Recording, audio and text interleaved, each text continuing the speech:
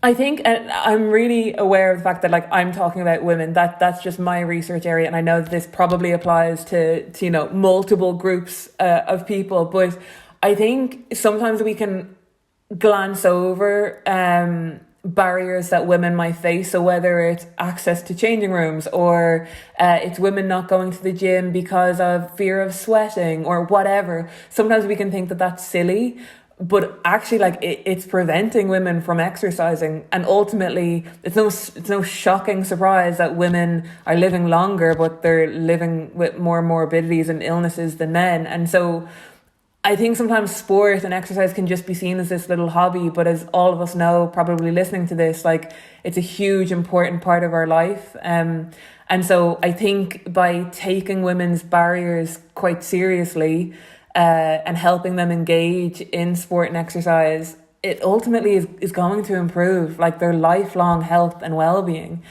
So I think it really is a serious matter that I think now is being taken more seriously, which is good to see. Yeah, no, it's excellent. Just one little tiny bit, I really became aware, same coaching officer in the local camogie club. And something I had a bit of a push for to ensure it happened was like when it came to picking a skirt colour, just being conscious of black, navy or red. No other colours are really okay anymore. So many of the other males involved like, well, why? And it had to be spelled out why those were really important, because they never would have considered those barriers. And even on the slide then, I spoke to the female coaches involved with the older teams at 12, 14, like, let's, as well as the first aid bag, let's make sure there's another little bag here that may be useful for the girls. We don't need to let everyone know, but a couple of quiet words so that they're aware it's there if it happens at any stage.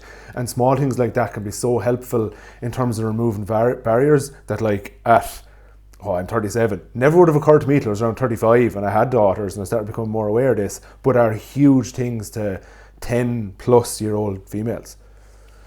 Oh, absolutely. And like we have girls dropping out. Like I think it is at age 10.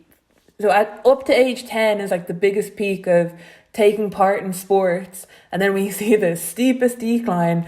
And so it's no surprise, like once girls start getting their periods, like of course it's a barrier.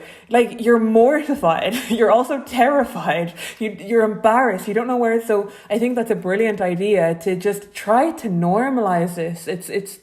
It's happening, like, and it's happening really frequently. And a lot of, like, I know when I was a kid, I wanted to be a boy so badly so I wouldn't have to deal with this every month. So I think just normalizing it and having supports, and like as you said, that's so easy. Just have a few pads there, whatever it is. Change the color of the skirts, whatever. It makes no difference to anybody else but the girls.